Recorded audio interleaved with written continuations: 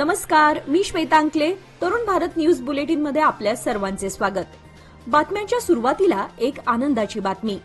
नेहमी सत्य आणि सखोल बातमी देणारे तरुण भारत न्यूज या आमच्या युट्यूब चॅनलने अल्पावधीतच तब्बल 5 लाख सबस्क्रायबरचा टप्पा यशस्वीरित्या पूर्ण केला आहे. आमच्या यशात आपलं योगदान हे महत्त्वाचं असल्यानं आपल्या सर्वांचे शतशः आभार आणि धन्यवाद. यापुढेही आपले सहकार्य आम्हास मिळत राहील हीच सदिच्छा. आणि आता पाहूयात आजच्या ठळक बातम्या. भाजप हायकमांडने आमदार बसनगौडा पाटील यत्नाळ यांच्या हकालपट्टीचा निर्णय घेतल्यानं राजकीय वर्तुळात चर्चांना उधाण आलं आहे. यावर माजी मंत्री आणि आमदार रमेश जारकीहोळी यांनी प्रतिक्रिया देताना हायकमांडला यत्नाळ यांची हकालपट्टी मागे घेण्याची विनंती करणार असल्याचे सांगितले. आज गुरुवारी शहरातील सर्किट हाऊसमध्ये आयोजित पत्रकार परिषदेत ते बोलत होते. ते पुढे म्हणाले की आम्ही काही चुका केल्यास त्या सुधारू. हायकमांडच्या नेत्यांना यत्नाळ यांची हकालपट्टी मागे घेण्याची विनंती करू आणि त्यांची घर वापसी होईल असा विश्वास त्यांनी यावेळी व्यक्त केला. बुधवारी रात्री उशिरा पाटील मळा येथे एका युवकावर चाकू हल्ला झाला. या हल्ल्यामध्ये तो गंभीर जखमी झाला असून त्याला उपचारासाठी सिव्हिल हॉस्पिटलमध्ये दाखल करण्यात आले, पण त्याचा रात्री उशिरा उपचारादरम्यान मृत्यू झाला. अनिल धामणेकर वय 43 असं हल्ल्यात ठार झालेल्या युवकाचं नाव आहे. त्याच्याच नात्यातील एका तरुणाने हा हल्ला केल्याची प्राथमिक माहिती समोर आली आहे. घटनेची माहिती मिळताच डीसीपी रोहन जगदीश आणि खडे बाजारचे पोलीस निरीक्षक तसेच त्यांचे सहकारी सिव्हिल हॉस्पिटलमध्ये दाखल झाले. या घटनेनंतर मध्यरात्री सिव्हिल हॉस्पिटल परिसरामध्ये गर्दी जमली होती.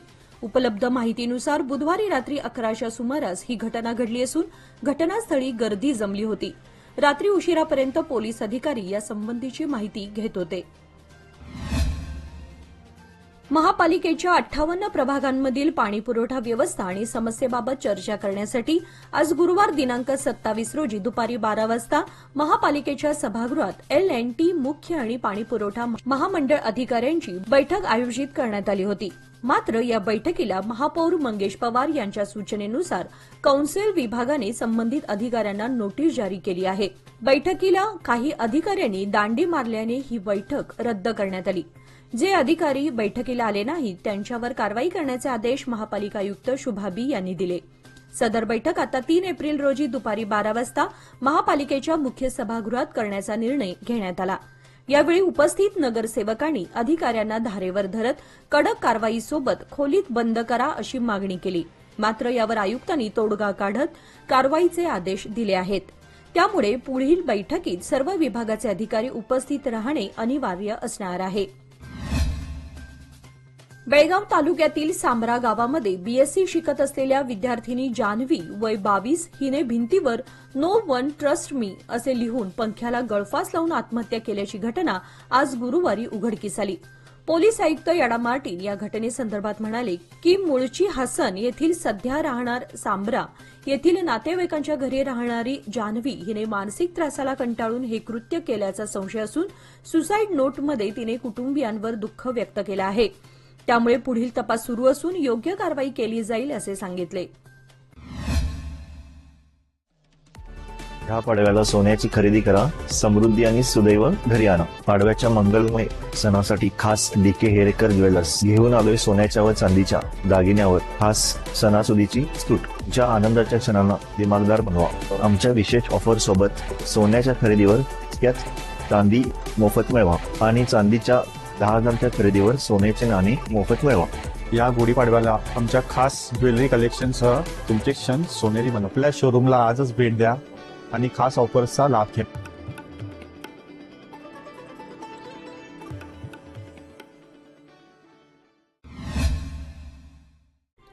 जिल्ह्यात कायदा आणि सुव्यवस्था अनुषंगाने जिल्हा पोलीस प्रमुख विभागाकडून कडक सुरक्षा उपाययोजना हाती घेतल्या आहेत. जिल्ह्यातील प्रमुख महामार्ग, राज्यमार्ग आणि महाराष्ट्र कर्नाटक सीमावर्ती भागात नाकाबंदी करून वाहन आणि व्यक्तींची पोलीस तपासणी सुरू असल्याचे जिल्हा पोलीस प्रमुख डॉ. भीमाशंकर गुळेद यांनी सांगितले आहे. शहराला पोलीस आयुक्तालयाकडून रात्री बॅरिकेडचे कडे उभारून तपासाची गती वाढवली आहे. जिल्ह्यात बेकायदेशीर हालचालींना आळा घालण्यासाठी पोलिसांनी नाक्याची उभारणी केली आहे. आनंदनगर दुसरा क्रॉस वडगाव बेळगाव येथील पिण्याच्या पाण्याचा पुरवठा सुरळीत होण्यासाठी जुन्या पाईपलाईनऐवजी मोठ्या व्यासाची नवीन पाईपलाईन टाकावी अशी मागणी आनंदनगर रहिवाशांनी आज महापौर मंगेश पवार यांच्याकडे केली. महापौरांच्या गैरहजेरीत उपमहापौर वाणी जोशी यांनी या निवेदनाचा स्वीकार करून शहरातील पाणी पुरवठा करणाऱ्या L&T कंपनीच्या अधिकाऱ्यांशी याबाबत बैठक घेऊन समस्या सोडवल्या जातील असे आश्वासन दिले. आनंदनगर रहिवाशांच्या म्हणण्यानुसार या भागात सध्या 2.5 इंच व्यासाची जुनी पाईपलाईन असून लोकवस्तीमध्ये वाढ झाल्यानं ती अपुरी पडत आहे. परिणामी अनेक घरांना कमी दाबाने तसेच बऱ्याच वेळा पाणी मिळत नसल्यानं अनेक समस्या निर्माण होत आहेत. याची दखल घेऊन या परिसरात नवीन 4 इंचाची पाईपलाईन बसवून येथील पाणी टंचाई दूर करावी अशी मागणी करण्यात आली. यावेळी प्रतिमा पवार, रोहिणी जुवेकर, संतोष पवार आदी नागरिक उपस्थित होते. बेळगाव महानगरपालिकेचे नगरसेवक आता देशातील एक महत्त्वाच्या शहराच्या अभ्यास दौऱ्याला जाणार आहेत. त्यासाठी लाखो रुपयांचा खर्च करण्यात येणार आहे.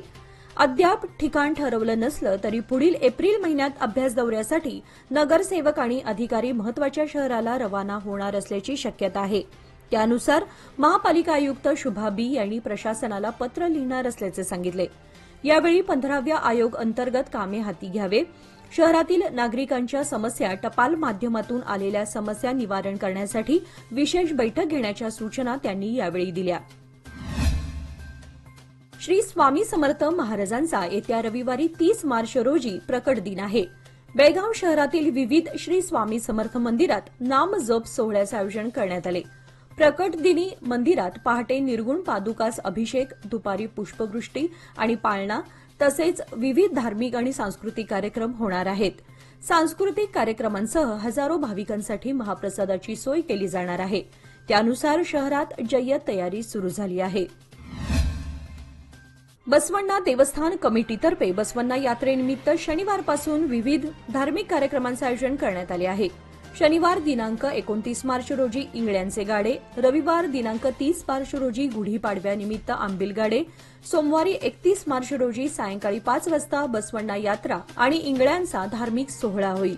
त्यानंतर रविवार दिनांक 6 एप्रिल रोजी सकाळी 7 ते दुपारी 12 पर्यंत सामूहिक गुगुळ आणि महाप्रसादाचा कार्यक्रम होणार आहे.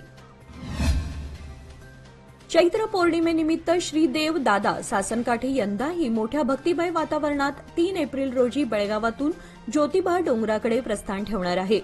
दरवर्षीप्रमाणे श्री क्षेत्र वाडी रत्नागिरी येथे होणाऱ्या चैत्र पौर्णिमेच्या उत्सवानिमित्ताने सासनकाठी नेण्याची परंपरा आहे. या यात्रेसाठी बेळगाव आणि परिसरातील शेकडो भाविक मोठ्या संख्येने सहभागी होणार आहेत. यात्रेच्या पार्श्वभूमीवर भाविकांनी नियमांचे पालन करून उत्सवात सहभागी व्हावे असे आवाहन करण्यात आले आहे. लोकमान्यच्या मुदत ठेव योजना म्हणजेच सुयोग्य कालावधी सर्वोत्तम व्याजदर. आता तुमच्या गुंतवणुकीवर मिळवा 10.60% परतावा. अधिक माहितीसाठी आजच संपर्क करा 1800212405. लोकमान्य, प्रत्येक पावलावर तुमच्या सोबत. योजना फक्त सभासदांकरिता. नियम व अटी लागू. भाजपने बसवनगौडा पाटील यत्नाळ यांना निलंबित केल्यावर पंचमसाली लिंगायत समाज नाराज झाला आहे. जय मृत्युंजय स्वामीजींनी निलंबन निर्णयाला चुकीचे ठरवले असून भाजपला भविष्यात त्याची मोठी किंमत मोजावी लागेल असा इशारा दिलाय. यत्नाळ हे समाजहितासाठी लढत होते, त्यामुळे त्यांच्यावर कारवाई करणे अन्यायपूर्ण आहे असे त्यांनी म्हटलंय. पुढील महिन्यात 1 एप्रिलपासून नंदिनीच्या दुधाच्या किमतीत वाढ होणार आहे. प्रति लिटर 4 रुपयांची वाढ होणार असल्याची घोषणा कर्नाटक राज्य सरकारने केली आहे. या संदर्भातील माहिती कर्नाटकाचे सहकार मंत्री KN राजन्ना यांनी दिली आहे. यापूर्वी कर्नाटकचे मुख्यमंत्री सिद्धरामय्या यांनी दूध दरवाढीला दुजोरा देण्याचे टाळले होते, कारण आज गुरुवारी 27 मार्च रोजी मंत्रिमंडळाच्या चर्चेनंतर अंतिम निर्णय घेतला जाईल असे त्यांनी म्हटले होते. दरम्यान कर्नाटक मिल्क फेडरेशनने वाढता उत्पादन खर्च, वाढलेले वेतन आणि वाढता वाहतूक खर्च या कारणांमुळे प्रति लिटर 5 रुपये वाढ प्रस्तावित केली होती. तथापि राज्य सरकारने अखेर प्रति लिटर दुधामागे 4 रुपयांची वाढ मंजूर केली आहे. भारत सरकारच्या आर्थिक समावेशनाच्या दृष्टिकोनानुसार युनियन बँकेच्या हारुगिरी शाखेचे आज गुरुवार दिनांक 27 मार्च रोजी मोठ्या उत्साहात उद्घाटन पार पडले. यावेळी प्रमुख पाहुणे म्हणून उपस्थित असलेले गुरुदेव ब्रह्मानंद आश्रम परमानंदवाडीचे अध्यक्ष परमपूज्य श्री सद्गुरू डॉक्टर अभिनव ब्रह्मानंद महास्वामीजी यांच्या शुभहस्ते याचे उद्घाटन संपन्न झाले. त्यांनी उपस्थितांना संबोधित करताना सांगितले की हारुगेरी हे बेळगाव जिल्ह्यातील एक अत्यंत वेगाने वाढणारे शहर आहे. येथे बँकांसाठी अनेक संधी उपलब्ध आहेत, ज्या माध्यमातून शेतकरी, व्यापारी, विद्यार्थी, कर्मचारी आणि इतरांना आपल्या व्यवसायात वृद्धीकरिता मदत होणार आहे. बेळगाव क्षेत्राच्या प्रादेशिक प्रमुख आरती रौरणियार यांनी सांगितले की बँकेकडे ग्राहकांच्या आर्थिक गरजा पूर्ण करण्यासाठी विविध ठेवी आणि कर्ज योजनांसोबतच सीआरएम आणि लॉकर सेवा उपलब्ध आहे. या भव्य उद्घाटन सोहळ्याला 200 पेक्षा जास्त नागरिक उपस्थित होते, ज्यामध्ये उपप्रादेशिक प्रमुख ज्ञानेश कुमार, ऑपरेशन्स विभाग प्रमुख नागराज पाटील, शाखा व्यवस्थापक आदिश शहा आणि बँकेचे इतर अधिकारी उपस्थित होते. खानापूर तालुका भाजपच्या वतीने शिवस्मारक चौकामध्ये मंगळवारी उपमुख्यमंत्री डीके शिवकुमार यांनी कंत्राटी नोकऱ्यांमध्ये मुस्लिमांना 4% आरक्षण देण्यात येईल व दिलेले वचन पूर्ण करण्यासाठी वेळेप्रसंगी संविधान सुद्धा बदलू असे मत व्यक्त केले होते. या विरोधात खानापूर भाजपने डीके शिवकुमार यांच्या विरोधात आंदोलन करून त्याचा निषेध व्यक्त केला. कर्नाटक सरकारच्या निर्णयाच्या निषेधार्थ हे आंदोलन करण्यात आले. निर्णयाच्या निषेधात डीके शिवकुमार यांच्या प्रतिमेचे दहनही यावेळी करण्यात आले. यावेळी मानवी साखळी करून त्यांनी काँग्रेस सरकारच्या विरोधात जोरदार निदर्शने केली. आंदोलनामुळे काही काळ वाहतूक खोळंबली होती. निपाणी तालुक्यासह सीमा भागात उन्हाचा पारा वाढू लागला आहे. उन्हाळ्याचे चटके बसणारा उष्मा कोगनोळीसह परिसरातही वाढलाय. यावर थंडगार उपाय म्हणून शीतपेय आणि थंड सरबत यांचा खप वाढू लागला असला तरी नैसर्गिक थंडावा मिळणाऱ्या ताक, काकडी आणि कलिंगडे या पारंपरिक थंडावा असणाऱ्या पर्यायांना मोठी पसंती दिली जात आहे. सध्या विरोधी पक्ष राज्यातील सत्ताधारी काँग्रेस पक्षाची आर्थिक स्थिती ढासळली असल्याचा आरोप करत आहे. तो पूर्णपणे चुकीचा आहे. कागवाड मतदारसंघाच्या विकासासाठी भरपूर निधी आणला आहे. सध्या मतदारसंघाच्या विकासासाठी 15 कोटी रुपयांचा निधी मंजूर करण्यात आलाय, अशी माहिती आमदार राजू कागे यांनी दिली. प्रारंभी मान्यवरांच्या हस्ते जुगुळ येथे रस्ता कामाचा शुभारंभ करण्यात आला. याचबरोबर आजचे बातमीपत्र इथे संपले. अधिक माहिती आणि ताज्या घडामोडींसाठी पाहत रहा तरुण भारत न्यूज चॅनल. तसेच आमच्या चॅनलला लाईक, शेअर आणि सबस्क्राईब करायला विसरू नका. आणि विश्वासार्ह बातम्यांसाठी दररोज वाचा दैनिक तरुण भारत. धन्यवाद.